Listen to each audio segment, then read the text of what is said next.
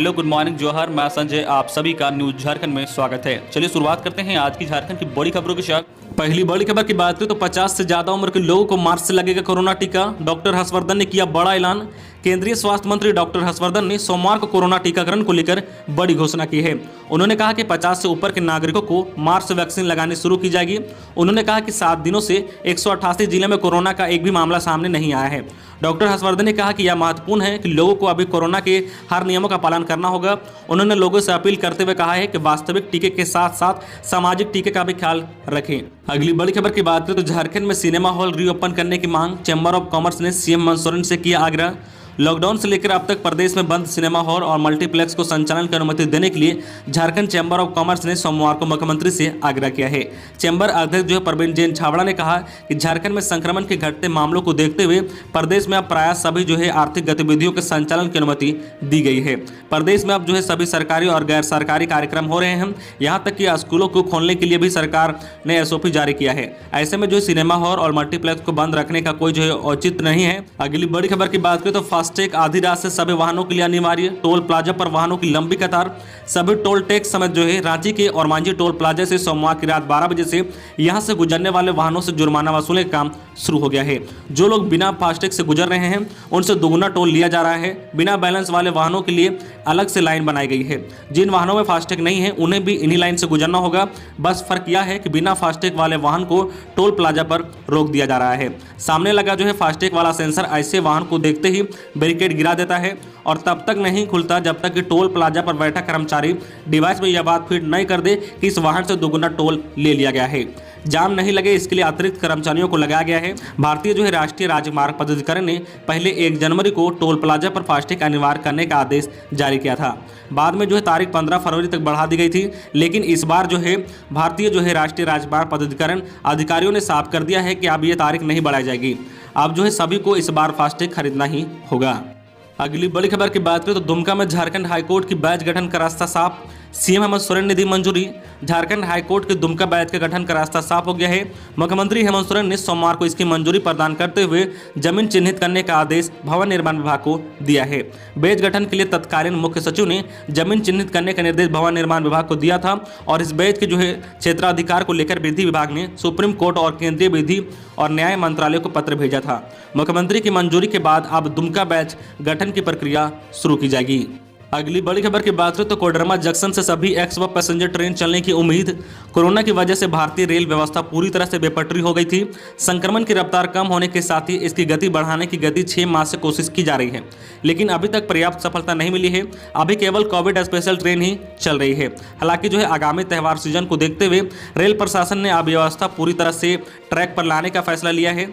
इस क्रम में धनबाद रेल मंडल की ओर से सभी एक्सप्रेस और पैसेंजर ट्रेनों को चलाने से पूर्व की तैयारी को अंतिम रूप दिया जा रहा है। मार्च का महीना त्यौहारों का महीना होगा। ऐसे में यात्रियों की संख्या बढ़ने का अनुमान है। उससे निपटने के लिए एक्सप्रेस व पैसेंजर ट्रेनों का परिचालन शुरू किया जाएगा। अगली बड़ी खबर की बात करें तो 9वीं 11वीं के लिए शॉर्ट टर्म कैलेंडर निर्माण शुरू। झारखंड के हाई और +2 स्कूलों में 9वीं और 11वीं कक्षा के लिए शॉर्ट टर्म शैक्षणिक कैलेंडर तैयार किया जा रहा है। यह कैलेंडर मार्च से मई महीने तक के लिए होगा। 12 सप्ताह में कोर्स पूरा किया जाएगा। कई विषयों में रिवीजन भी हो सकेगा। इसके लिए 47 शिक्षकों की टीम को लगाया गया है। झारखंड शैक्षणिक अनुसंधान और प्रशिक्षण परिषद में 16 जिलों के इन शिक्षकों को 17 फरवरी तक साप्ताहिक शैक्षणिक कैलेंडर तैयार कर उपलब्ध कराने का निर्देश दिया गया है। अगली बड़ी खबर की बात करें तो राम मंदिर धन संग्रह के लिए आज से झारखंड में चलेगा विशेष अभियान। राम मंदिर निर्माण के लिए झारखंड सहित पूरे देश में निधि समर्पण अभियान चल रहा है। 27 फरवरी तक यह अभियान चलेगा। झारखंड में अभियान की गति को देखते हुए 16 फरवरी मंगलवार से 21 फरवरी रविवार तक विशेष अभियान चलाने का निर्णय लिया गया है। इस अभियान में राष्ट्रीय सेवक संघ और विश्व हिंदू परिषद एवं अनुसांगिक संगठनों ने सभी नए व पुराने कार्यकर्ता से भाग लेने का आह्वान किया है ताकि निर्धारित लक्ष्य को पूरा किया जा सके। झारखंड में 40 लाख परिवारों तक पहुंचने का लक्ष्य किया गया है, परंतु अब तक 40 से 45% परिवारों तक ही लोग पहुंच सके हैं। अगली बड़ी खबर की बात करें तो शक्ति शांतिपूर्ण सरस्वती पूजा करने के लिए हजारीबाग जिला प्रशासन अलर्ट। सरस्वती पूजा के अवसर पर पुलिस प्रशासन विधि व्यवस्था एवं सांप्रदायिक सौहार्द बरकरार रखने को लेकर अलर्ट है। इसको लेकर भारी संख्या में पुलिस बल को लगाया गया है। एसपी ने बताया है कि सरस्वती पूजा में विधि व्यवस्था की समस्या उत्पन्न नहीं हो, इसके लिए पुलिस प्रशासन ने सुरक्षा की व्यापक तैयारी किया है।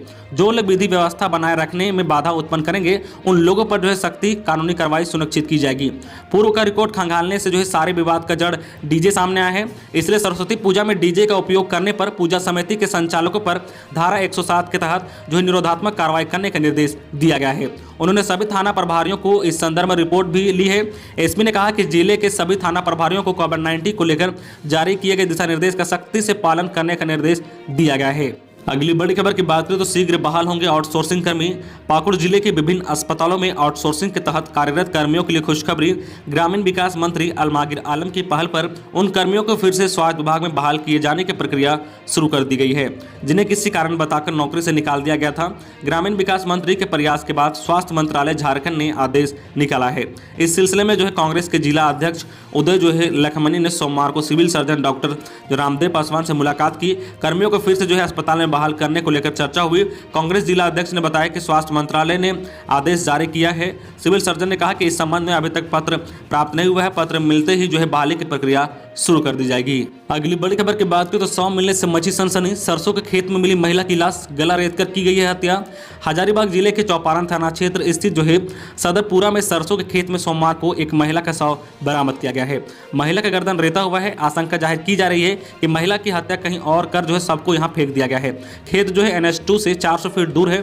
फिलहाल महिला की पहचान नहीं की जा सकी है। महिला ने साड़ी पहन रखा था और घटना की सूचना के बाद मौके पर पहुंची पुलिस ने मामले की जांच में जुट गई है। वही शव को पोस्टमार्टम के लिए भिजवा दिया है।